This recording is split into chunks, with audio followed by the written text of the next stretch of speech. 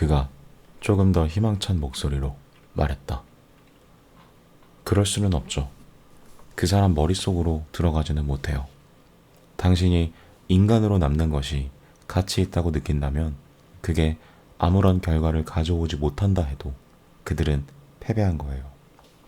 그는 24시간 사람들을 도청하는 텔레스크린을 떠올렸다. 텔레스크린은 밤낮 가리지 않고 사람들을 감시했지만 정신을 바짝 차리면 텔레스크린을 속일 수 있을 것이다. 똑똑한 기능을 여럿 탑재하고 있었지만 인간이 속으로 무슨 생각을 하는지 알아내는 비밀을 밝혀내지는 못했으니 말이다. 그들에게 잡힌 다음이라면 상황은 조금 달라질 것이다. 애정부에서 정확히 무슨 일이 벌어지는지 누구도 알지 못했지만 짐작은 할 수 있었다. 아마 고문을 가하고 약물을 투여하고 신경 반응을 기록하는 정교한 기계들을 쓰고 잠을 못 자게 해서 사람을 지치게 만들고는 홀로 가둔 채 끊임없이 질문을 퍼부어낼 것이다. 그래서 결국 사실은 밝혀지게 되어 있다. 그들을 신문해서 사실을 밝혀내고 사람을 고문해 그에게서 사실을 쥐어 짜낼 것이다. 하지만 만약 고문받는 이가 단순히 살고자 하는 것이 아니라 인간으로 남고 싶어 한다면 무엇이 달라질까? 그들은 당신이 느끼는 감정을 바꾸지 못한다. 마찬가지로 당신이 아무리 원한다 한들 그들을 바꿀 수 없다. 그들은 당신이 했던 행동과 말, 생각을 아주 세세한 부분까지 밝혀내겠지만 당신의 속마음, 그 깊숙한 곳에서 당신에게조차 은밀하게 일어났던 일들은 결코 알아낼 수 없을 것이다. 그들이 해냈다. 드디어 해내고야 말았다. 그들은 은은한 조명에 켜져 있는 긴 방에 서 있었다. 텔레스크린의 볼륨은 낮게 중얼거리는 소리로 들릴 정도로 낮춰져 있었고 짙은 파란색 카펫은 꼭 비단 위를 걷는 것 같은 느낌을 주었다. 방의 한쪽 끝에는 초록색 갓을 씌운 전등 아래 책상이 있었고 책상 위 산처럼 쌓여있는 서류 더미 사이로 오브라이언이 앉아 있었다. 하인을 따라 줄리아와 윈스턴이 방에 들어섰을 때 오브라이언은 눈을 들어 보는 척도 하지 않은 채 하던 일에 몰두했다. 윈스턴의 가슴은 너무 심하게 요동쳐 과연 말을 할 수 있을지 의심스러울 정도였다. 머릿속에는 오직 우리가 해냈다. 드디어 해내고야 말았다는 생각뿐이었다. 각자 다른 길로 와서 오브라이언의 집 현관 앞에서 만나긴 했지만 둘이 여기 함께 온 것은 분명 무모하고 어리석은 행동이었다. 하지만 이런 곳에 발을 디디는 자체가 엄청난 용기를 요하는 일이었다. 내부당원의 자택에 실제로 들어가 볼 일은 거의 없었다. 집은 고사하고 그들이 사는 동네를 가볼 일도 없었다. 커다란 아파트 단지는 일반 주택가와는 완전히 다른 분위기였다. 모든 것에서 부유함과 여유가 풍겨나왔고 낯설기만 한 좋은 음식과 질 좋은 담배 냄새가 났다. 승강기는 믿을 수 없을 만큼 빠른 속도로 조용하게 오르내렸고 하얀색 재킷을 입은 하인들이 종종 걸음으로 돌아다니고 있었다. 모든 게 위협적으로 느껴졌다.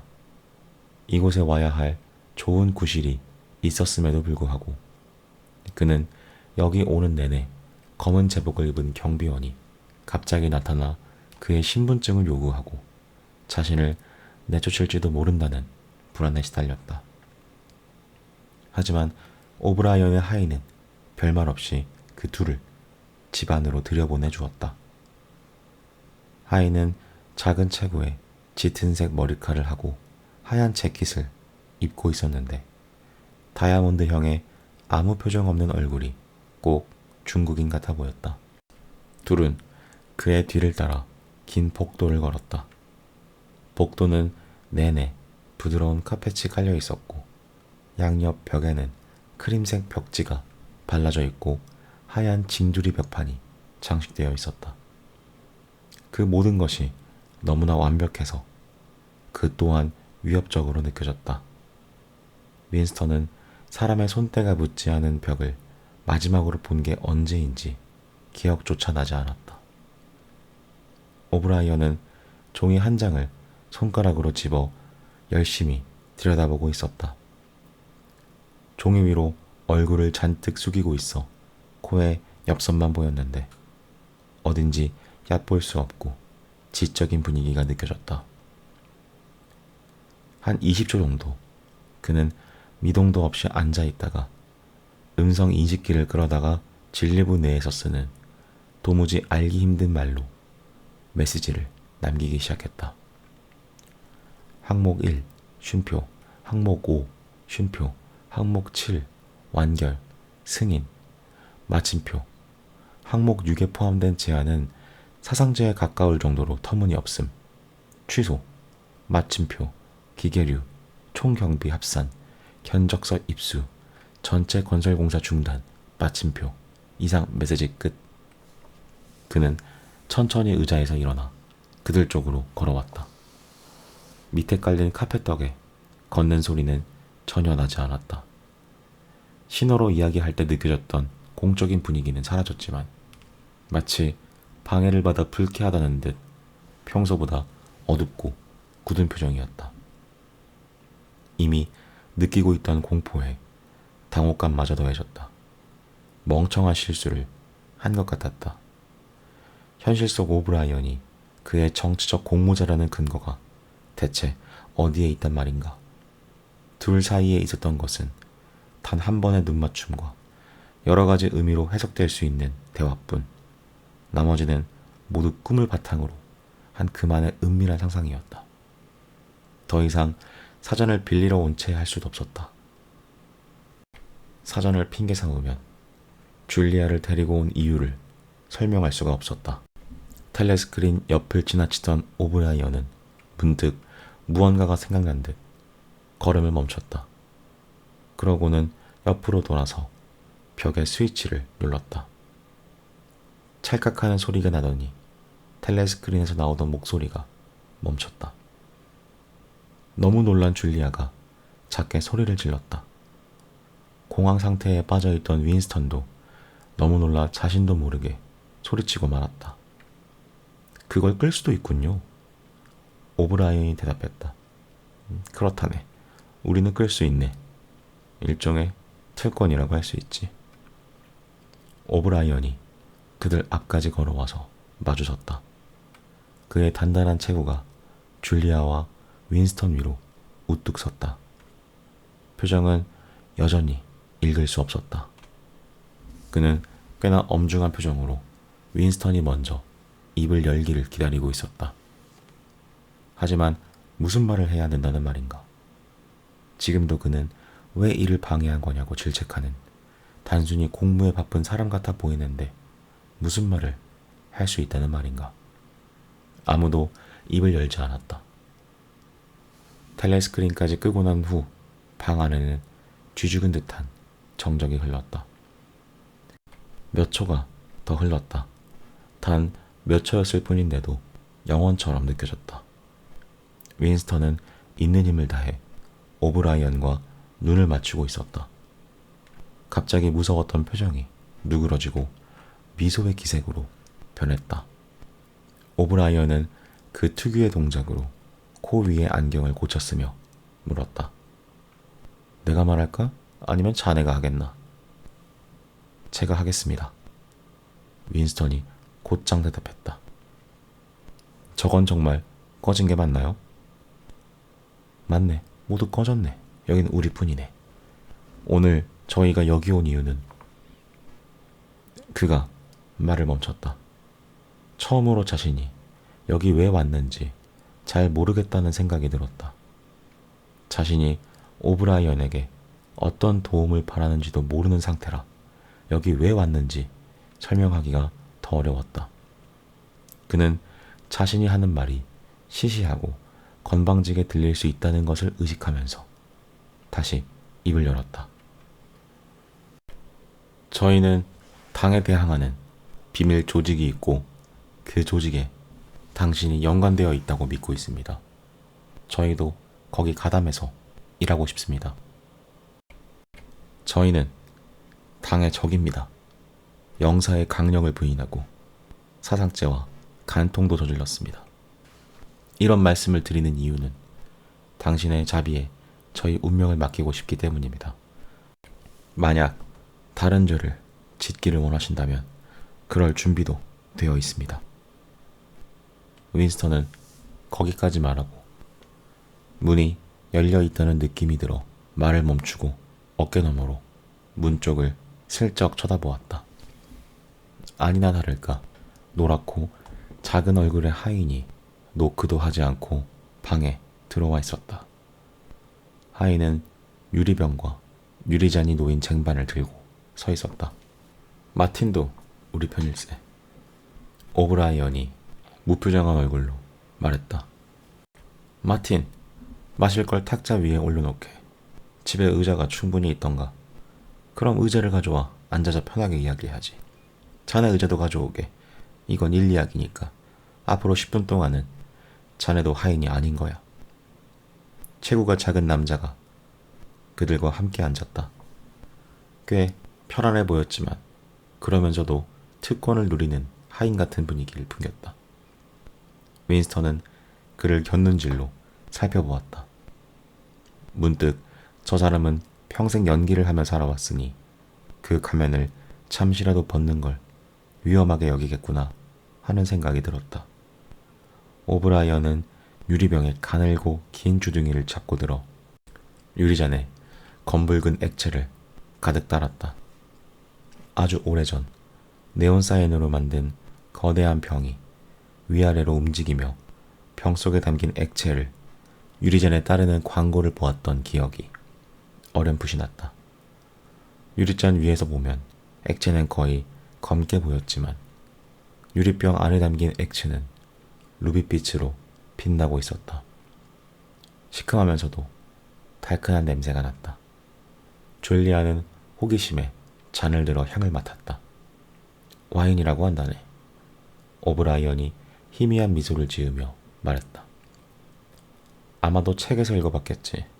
안타깝게도 일반 당원은 구하기가 힘들고. 그는 다시 근엄해진 얼굴로 잔을 들고는 이렇게 말했다. 우리의 성공을 위해 건배하는 것으로 시작하는 게 좋을 것 같군. 우리의 지도자 임마누엘 골드스타인을 위해 건배. 윈스턴은 간절한 마음으로 잔을 들었다. 와인은 그가 책에서 읽고 상상하기만 했던 것이었다. 유리문진이나 반박과 기억하지 못하는 체링턴 씨의 노래 가사처럼 와인도 이제 사라져버린 그가 마음속으로 은밀하게 옛날이라고 부르는 낭만적인 과거에 속해 있었다.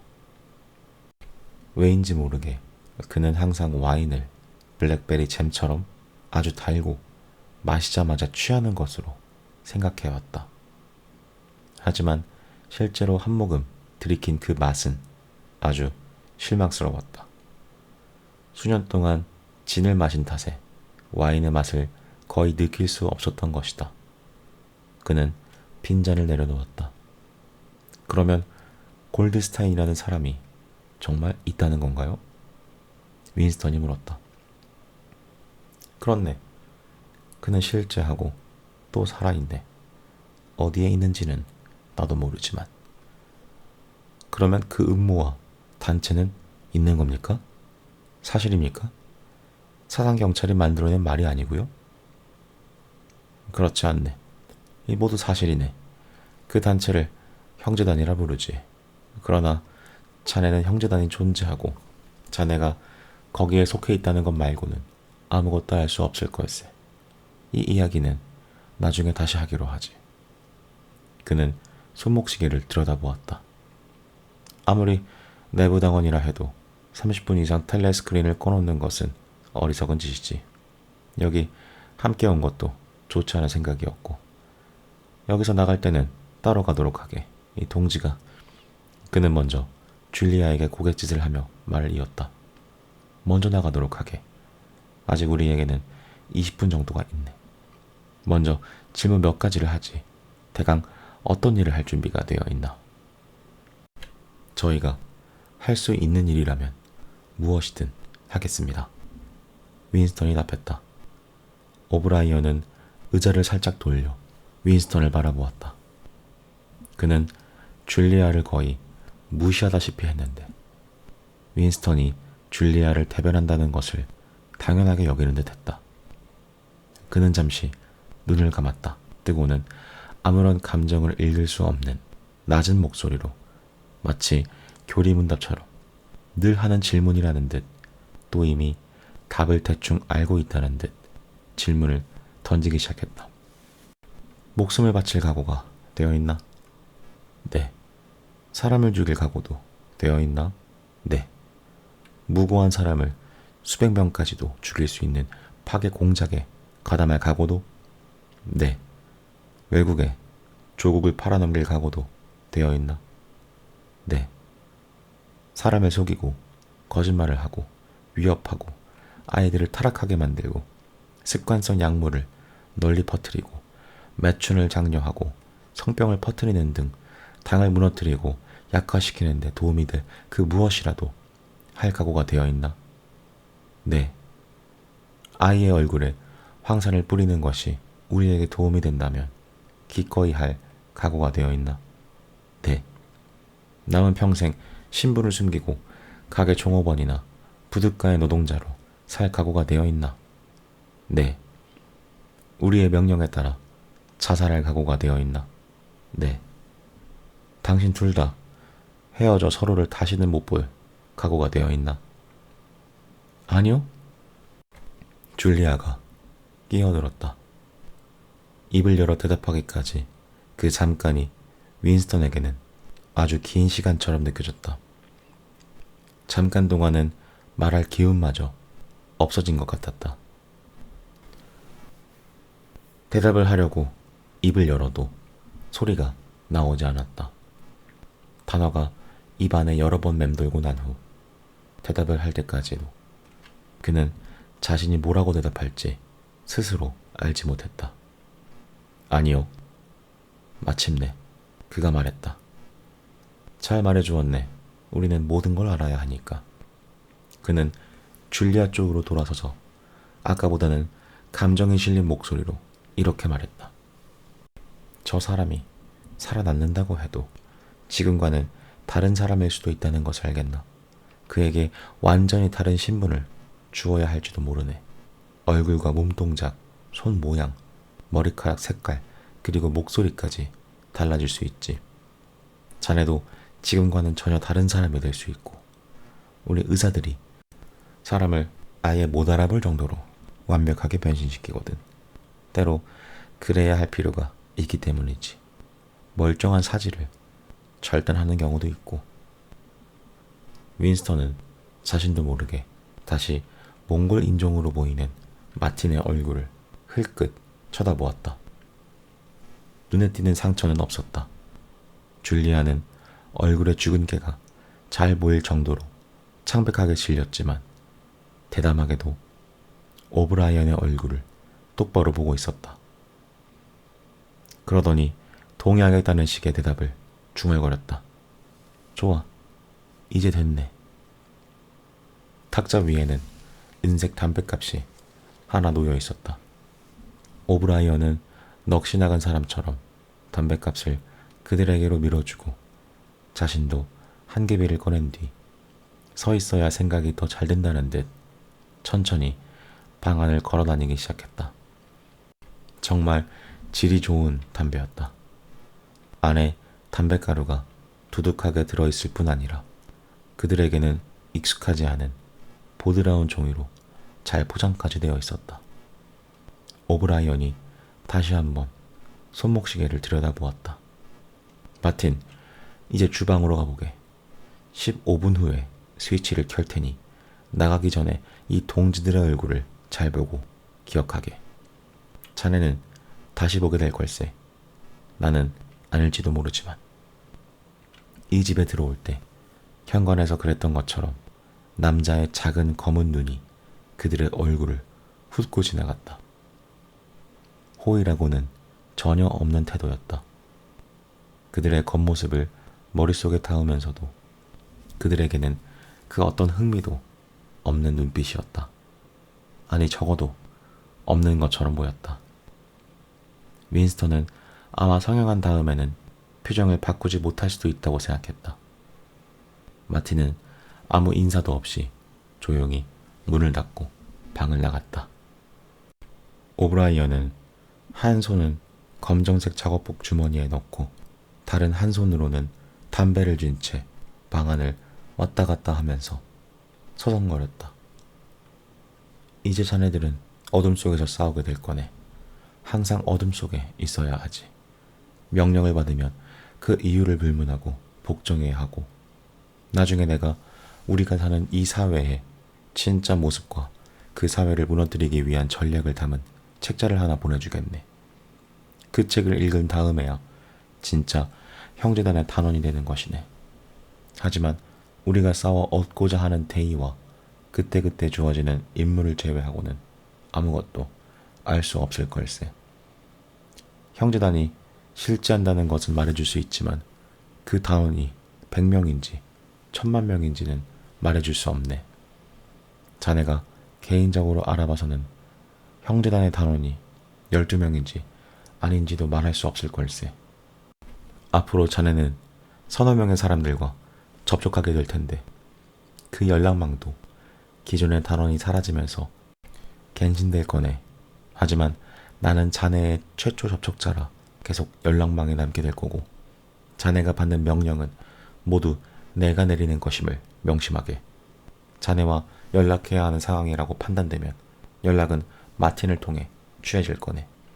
결국 당에 잡히는 날이 오면 자네는 자백할 거네. 피할 수 없는 일이지.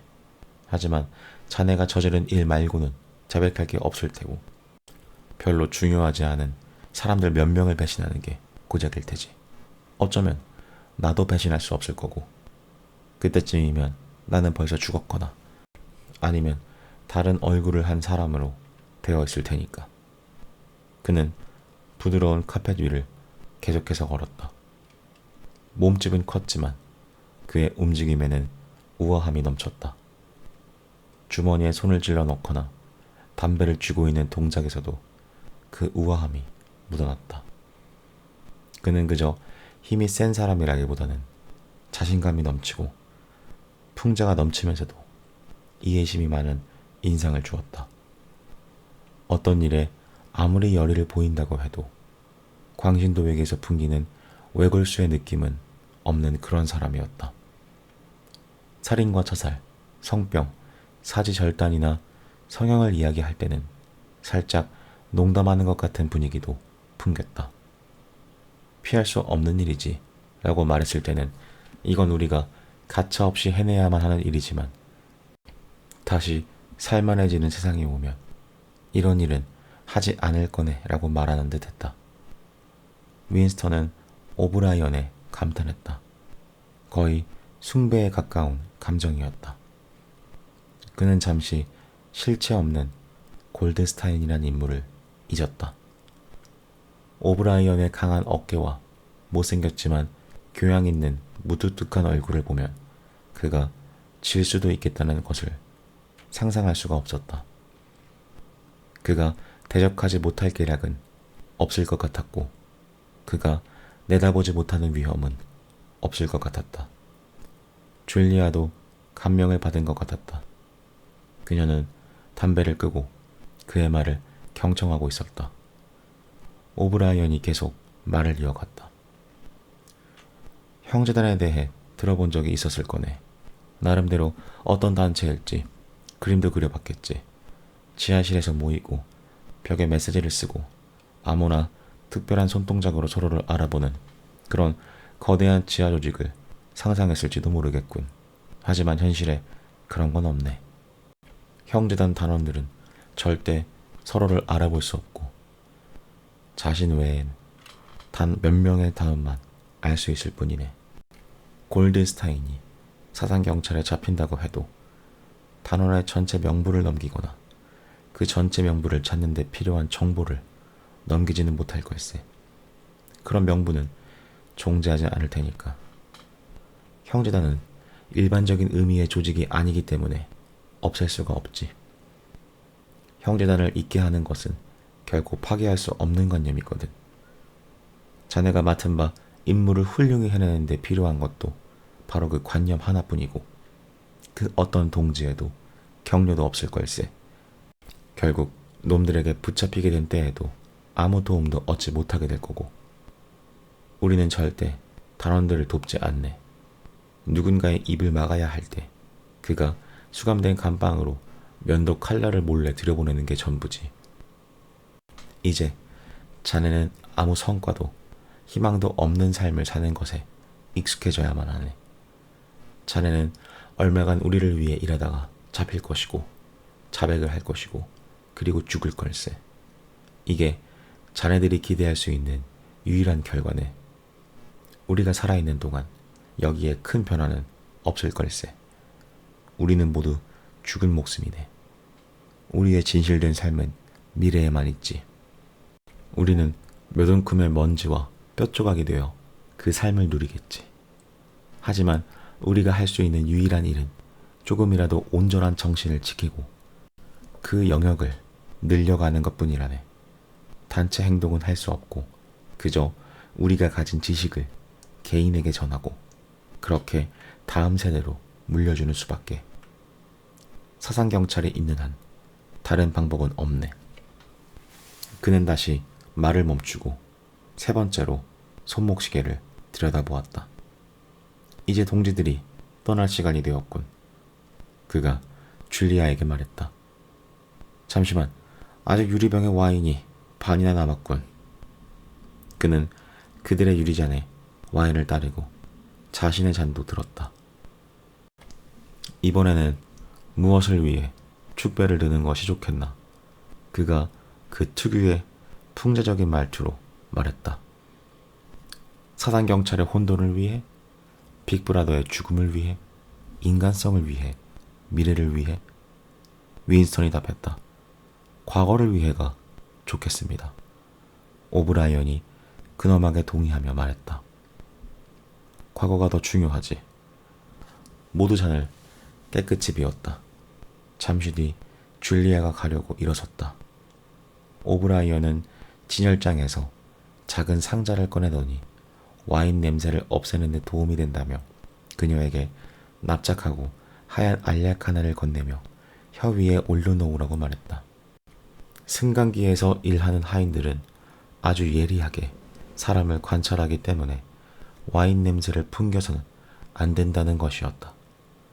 줄리아가 방을 나서고 문이 닫히자마자 오브라이언은 그녀의 존재를 까맣게 잊은 듯했다.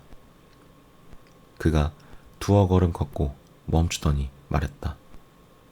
아직도 상의해야 할 몇 가지 세부 사항들이 남았네. 자네들에게 비밀 아지트 같은 것이 있을 텐데 어떤가? 윈스턴이 체링턴 씨 가게의 위층 방에 대해 설명했다. 당분간은 거기면 되겠군. 얼마 후에 자네들을 위해 다른 아지트를 마련해 주겠네. 주기적으로 자주 아지트를 바꾸는 게 중요하거든. 그리고 조만간 자네에게 그 책을 보내주겠네.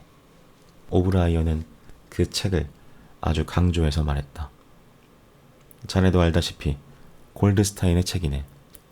책 한 권 구하는데 며칠 정도 걸릴 걸세. 짐작하겠지만 그 책은 아주 희귀하지.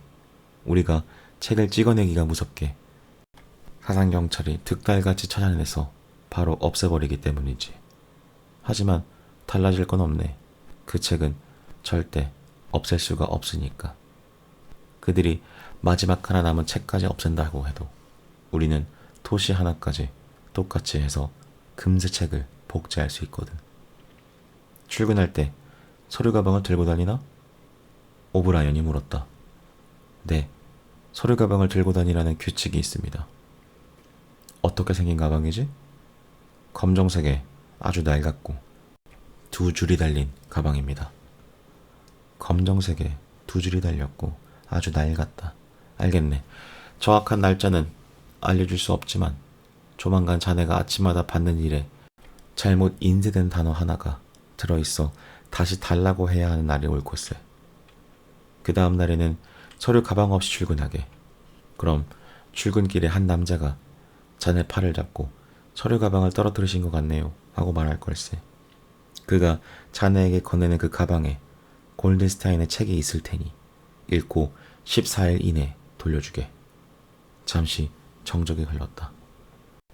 이제 몇 분 후면 자네도 여기서 나가야 하네. 오브라이언이 말했다. 우리는 다시 만날 거네. 만약 다시 만날 수 있다면. 윈스턴이 고개를 들어 그를 쳐다보고 말을 이었다. 어둠이 없는 곳에서요? 그가 주저하며 말했다. 오브라이언은 놀라는 기색 없이 고개를 끄덕였다. 그러고는 그 말의 의미를 알고 있다는 듯 대답했다.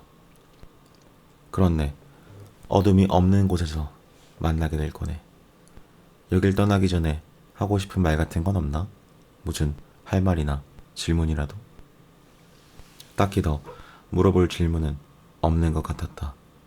일반적인 이야기를 거창하게 늘어놓고 싶지도 않았다. 오브라이언과 형제단에 직접적으로 관련된 것 대신 그의 어머니가 마지막 날을 보낸 어두운 침실과 체링턴 씨 가게의 윗방, 유리문진, 그리고 자단나무 액자 속 판화가 생각났다. 윈스턴은 생각나는 대로 아무렇게나 말했다. 오렌지와 레몬이요. 성 클레멘트의 종이 말하네로 시작하는 옛 노래를 들어본 적이 있으신가요? 오브라이언이 다시 한번 고개를 끄덕이며 아주 정중하게 노래 가사를 마저 읊었다. 오렌지와 레몬이요. 성 클레멘트의 종이 말하네. 그대는 나에게 산파딩의 빚을 졌지. 성 마틴의 종이 말하네. 언제 빚을 갚을 건가? 올드 베일리의 종이 말하네. 내가 부자가 되면 갚을게. 쇼디치의 종이 말하네. 마지막 구절을 아시는군요. 윈스턴이 말했다. 그렇네. 마지막까지 다 알고 있지. 그리고 이제 아쉽게도 자네가 떠나야 할 시간이네. 잠시만 이 알약을 주지. 자리에서 일어서는 윈스턴에게 오브라이언이 손을 건네 악수를 청했다. 윈스턴의 손을 얼마나 꽉 쥐었던지 뼈가 다 으스러지는 것 같았다. 문을 나서기 전 윈스턴이 뒤를 돌아보니 오브라이언은 벌써 그를 잊어버린 듯 텔레스크린의 전원 스위치에 손을 올리고 있었다. 오브라이언의 뒤로 초록색 가시 쓰여진 전등과 음성 인식기, 서류가 잔뜩 담긴 철제 바구니가 놓인 책상이 보였다. 이제 그들의 만남은 끝이 났다. 이제 30초 이내에 오브라이언은 방해를 받아 잠시 멈춰야 했던 당의 중요한 업무에 복귀할 것이라는 생각이 들었다. 윈스턴은 피곤해서 축 늘어졌다. 몸이 젤리처럼 흐물거렸다는 게 적절한 표현이었다. 자연스럽게 그 단어가 떠올랐다. 그의 육신은 젤리처럼 흐물거렸을 뿐이 아니라 반쯤 투명해져서 팔을 들어 올리면 빛이 투과되는 것을 볼 수 있을 것만 같았다. 엄청난 양의 업무로 몸속의 모든 피와 림프에게 빠져나가고 신경과 뼈, 피부의 약한 구조만 남은 것처럼 느껴졌다. 모든 감각이 비정상적으로 증폭되었다. 작업복은 무겁게 어깨를 짓눌렀고 발바닥은 도로에 닿을 때마다 간지러웠으며 손을 쥐었다 폈다만 해도 관절이 삐걱거렸다. 지난 5일 동안 그는 90시간이 넘게 일을 했다. 젤리부의 모든 사람이 다 그랬다. 그리고 드디어 대장정의 끝이 났다. 내일 아침까지는 당과 관련된 일은 아무것도 하지 않아도 되었다. 앞으로 비밀 아지트에서 6시간을, 또 그의 침대에 누워 9시간을 보낼 수 있을 터였다. 그는 따뜻한 오후의 햇살을 받으며 체링턴 씨의 가게 방향으로 순찰대가 있는지 확인하면서 지저분한 거리를 천천히 걸었다. 딱히 근거는 없었지만 왠지 오늘 오후에는 그를 방해할 사람이 아무도 없을 것 같았다. 손에 든 무거운 서류 가방이 걸을 때마다 그의 무릎에 부딪혀 다리가 얼얼했다. 서류 가방 안에는 그 책이 들어있었다. 받은 지 엿새가 되었지만 아직 펴보지도, 아니 한번 쳐다보지도 못했다. 증오주간에 6일째 되던 날에 있었던 일이다. 행진과 연설, 함성, 노래, 깃발, 포스터, 영화, 밀랍 인형, 드럼과 트럼펫 소리, 행군 소리, 탱크 바퀴 소리, 대규모 비행 부대가 내는 굉음, 총소리 가운데서 엿새를 보낸 사람들의 흥분은 절정에 달했고 유라시아에 대한 증오도 망상에 가깝게 끌어올랐다. 만약 군중에게 행진의 마지막 날 공개 처형이 예정되어 있던 2,000명의 유라시아 전범을 직접 처단하게 했다면 틀림없이 그들을 갈기갈기 찢어놓았을 것이다. 그렇게 분위기가 절정으로 치솟아 있는데 갑자기 오세아니아는 유라시아와 전쟁 중이 아니라는 선언이 발표되었다. 오세아니아는 이스트 아시아와 전쟁 중이고 유라시아는 동맹이라고 했다. 물론 다양한 변화를 공식적으로 인정하지 않았다. 그저 갑자기 이제 유라시아가 아닌 이스트 아시아가 적국이라는 새로운 사실이 사방에 퍼졌을 뿐이었다. 이 모든 것이 일어났던 그날, 윈스턴은 런던 중심부의 광장에서 벌어지고 있던 시위에 참석하고 있었다. 때는 한밤중이었고 하얀 얼굴들과 진홍색 깃발들이 조명을 받아 번쩍이고 있었다. 광장은 수천 명의 사람들로 발 디딜 틈이 없었다. 스파이단의 제복을 입은 천여 명의 아이들도 한 구역을 차지하고 모여 있었다. 진홍색 천으로 장식한 강단에는 작고 마른 내부당원이 군중을 향해 열변을 토하고 있었다. 몸에 위에 지나치게 긴 팔에 몇 가닥 안 되는 머리칼이 엉켜있는 대머리의 사내였다.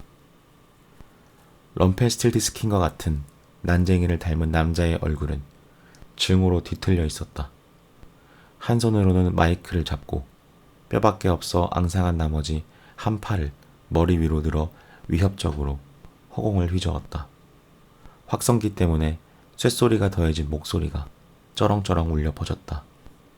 그는 각종 잔악행위와 대량학살, 강제수송, 약탈, 강간, 고문, 무고한 시민을 대상으로 하는 폭탄투하, 허위선전, 부당한 공격, 지켜지지 않은 조약에 대해 장광설을 늘어놓았다. 들을수록 믿게 되고 광분하게 되는 이야기였다.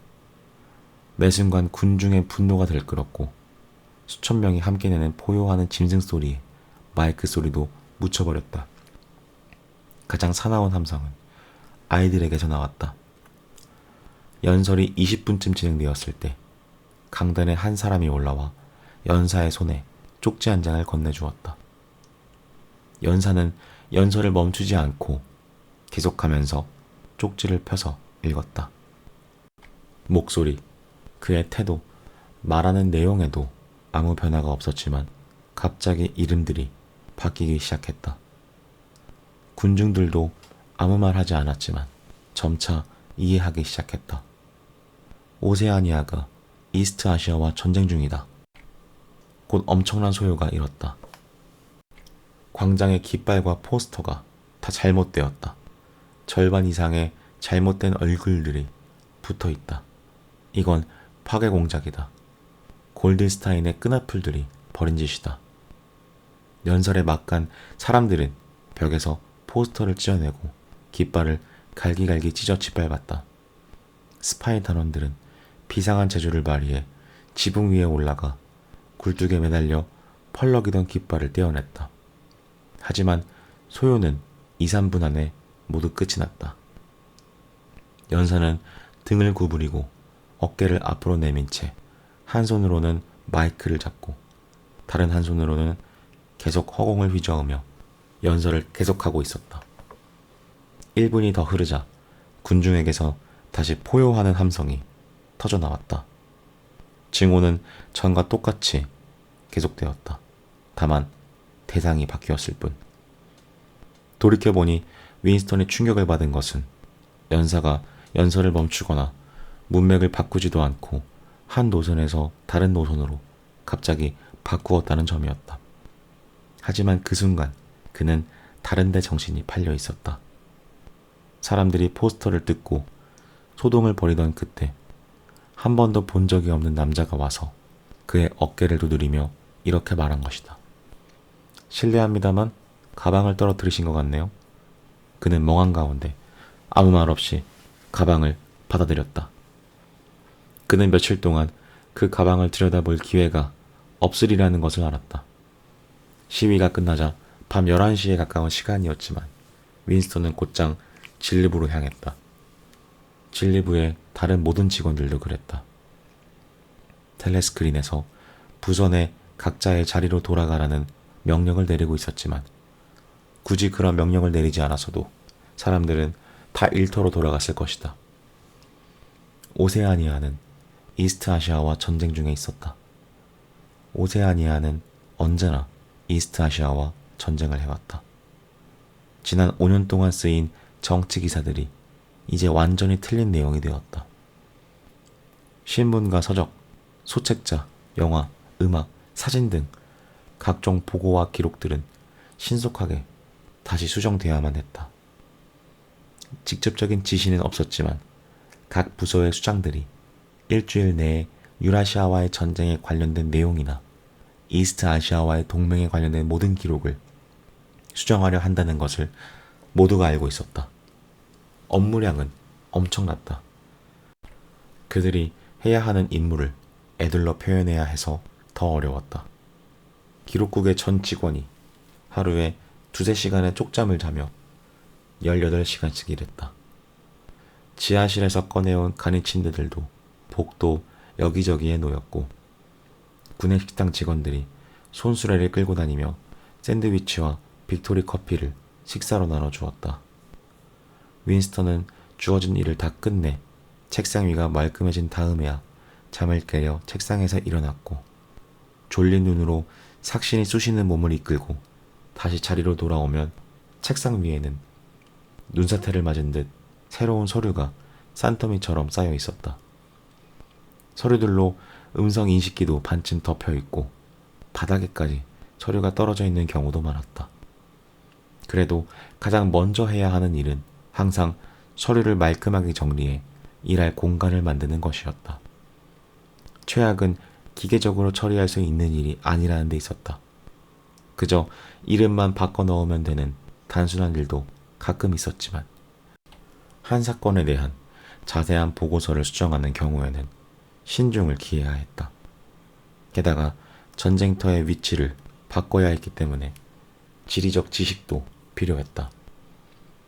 그렇게 사흘째가 되자 참을 수 없이 눈이 아파왔다. 몇 분에 한 번씩 안경을 닦지 않으면 앞이 보이지 않을 정도였다.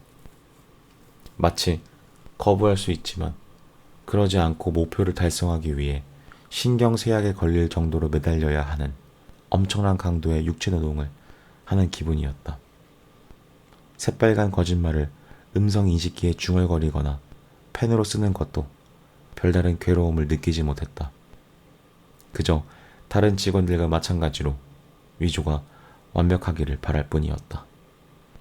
6일째 아침이 되자 전송관에서 떨어지는 서류 양이 현저히 줄어들었다. 전송관은 30분 정도 아무것도 뱉지 않다가 서류 뭉치 하나를 툭 떨어뜨리고는 다시 잠잠해졌다. 비슷한 시간대에 진리부의 모든 부서 업무량이 줄기 시작했다. 은밀하고도 깊은 안도의 한숨이 곳곳에서 새어나왔다. 결코 입에 올릴 수 없었던 엄청난 임무를 완수한 것이다. 이제 오세아니아가 유라시아와 전쟁을 했었다는 사실을 증명할 문서 증거는 절대 찾을 수 없게 되었다. 그리고 정오가 되자 뜻밖에도 진리부의 전 직원에게 내일 오전까지 자유시간을 준다는 발표가 있었다. 윈스턴은 그동안 누가 가져갈 기라도 할세라 일하는 내내 다리 사이에 끼우고 있다 잠잘 때면 이불 밑에 깔고 잤던 그 책이 들어있는 가방을 들고 집으로 돌아갔다. 그리고 면도를 하고 미지근한 물을 받은 욕조에 누웠다가 거의 잠에 들 뻔했다. 윈스턴은 체링턴 씨의 가게 위층으로 이어지는 계단을 올랐다. 관절에서 어딘지 관능적으로 느껴지는 삐걱삐걱 소리가 났다. 피곤했지만 더 이상 졸리지는 않았다. 방에 들어선 그는 창문을 열고 지저분한 작은 석유 난로에 불을 켠 후 커피물을 올렸다. 곧 줄리아가 도착하기 전까지 그 책을 읽을 수 있을 터였다. 그는 더러운 안락의자에 앉아 서류 가방을 열었다. 가방 안에는 검정색 표지에 두꺼운 책이 들어있었다. 제목도 없었고 제본 상태도 엉망이었다. 인쇄 상태도 고르지 않았다. 많은 사람의 손을 거친 듯 책의 모서리는 다 닳아 있었고 조심하지 않으면 일부가 떨어져 나갔다. 책의 첫 장은 이렇게 시작했다. 과도적 집단주의의 이론과 실제, 임마누엘 골드스타인 지음. 윈스턴은 책을 읽기 시작했다. 제1장, 무지는 힘. 유사일에 어쩌면 신석기 시대부터 이 세상에는 상류층, 중류층, 하류층의 세 가지 계급이 존재했다.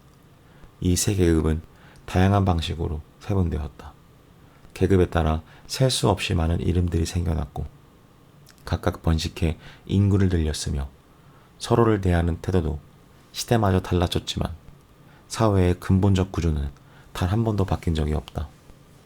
격변이 일어나고 돌이킬 수 없는 변화가 생기는 가운데서도 이 계급은 회전의 세축이 아무리 서로를 멀리 밀어도 결국은 평형 상태로 돌아오듯 항상 같은 모습을 유지했다.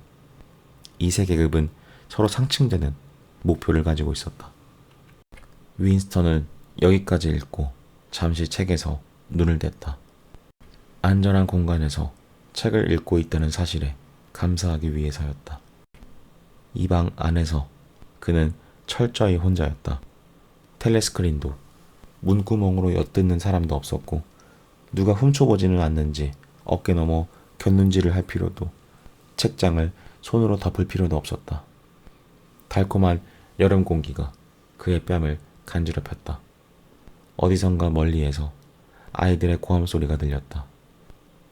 방 안은 째깍째깍 시계 소리만 울릴 뿐 쥐죽은 듯 고요했다. 그는 의자에 몸을 더 깊숙이 파묻고 벽난로의 난로망에 발을 올렸다. 더없이 행복했다.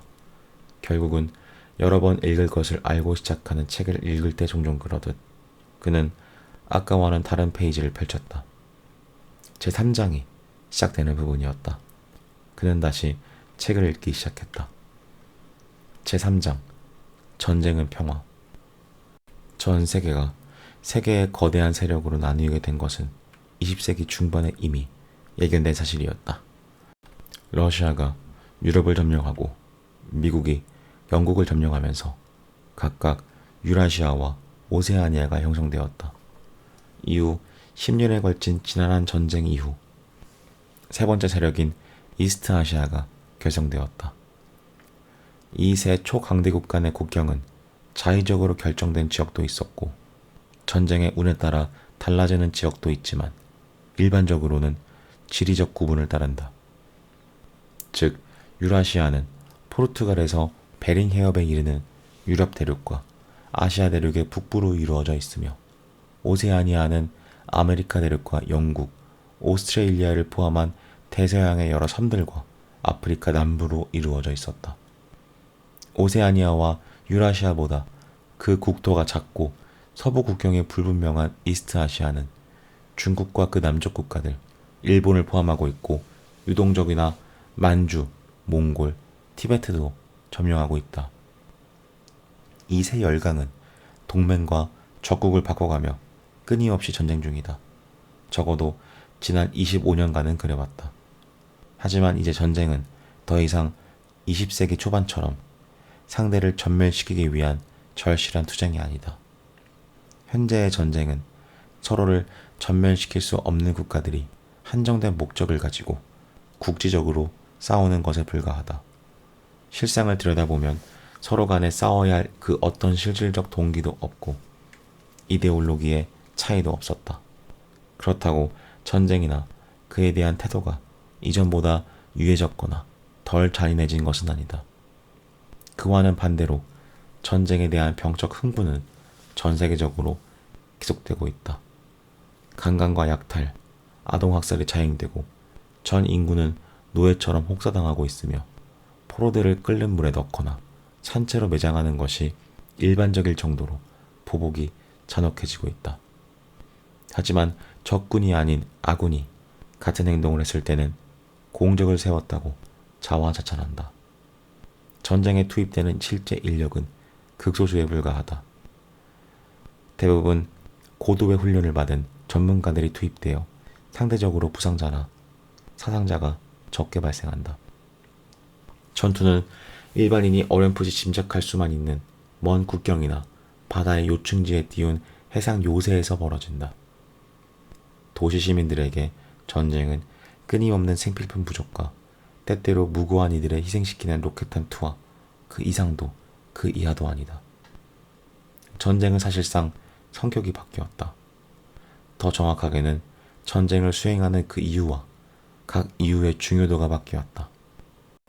20세기 초반에 일어난 대전에서는 그리 중요하지 않았던 전쟁의 동기가 이제는 지배적인 동기가 되었고 세 열강 모두 그 동기를 중시하며 그에 따라 행동하고 있다. 매년 적국과 동맹이 바뀌기는 하지만 본질적으로는 똑같은 전쟁이라고 할 수 있는 현재의 전쟁의 성격을 파악하기 위해서는 그 어떤 전쟁도 세 열강의 세력을 바꾸는데 결정적으로 작용하지 않는다는 사실부터 이해해야 한다. 세 열강 중 그 누구도 나머지 두 나라의 연합군을 이길 수는 없다. 먼저 국력이 서로 너무나 비슷하고 자연적 방위 조건을 극복하기도 쉽지 않은 이유를 들 수 있다. 유라시아는 그 방대한 국토가, 오세아니아는 깊은 대서양과 이스트아시아는 인구의 높은 출생률과 독실함이 각각을 보호하는 천연 보호막으로 작용하고 있다. 둘째로 전쟁을 일으킬 실질적인 명분이 없다. 자급자족이 가능한 내수 경제를 갖춰 과거처럼 시장을 차지하기 위해 싸울 필요가 없어졌기 때문이다. 원자재를 둘러싼 경쟁도 더 이상 생사를 가를 정도로 치열하지 않다. 세 열강 모두 방대한 국토를 갖추고 있기 때문에 각자의 국경 내에서 필요한 자재를 모두 조달할 수 있다. 전쟁에 직접적인 경제적 동기가 있다면 그것은 바로 노동력이다. 세 열강 사이의 국경 사이에는 탕헤르와 브라자빌, 다윈, 홍콩을 각 꼭지점으로 하는 네모꼴의 지대가 형성되어 있는데 계속해서 소유 국가가 변하는 이 지역에는 전 세계 인구의 5분의 1이 거주하고 있다.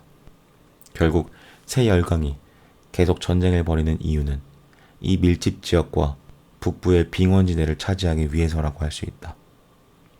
이제까지 상기의 분쟁 지역 전체를 한 세력이 점령한 사례는 없었다. 세 열강의 이 지역 점령 비율은 계속 변화하고 있으며 셋은 서로를 기습 배반하면서 국지적으로 영토를 점령했다 빼앗기기를 끊임없이 반복하고 있다.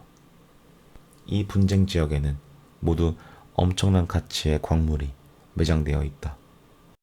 또 추운 기후에는 합성하는데 더 많은 비용이 드는 고무들의 식물이 재배되기도 한다.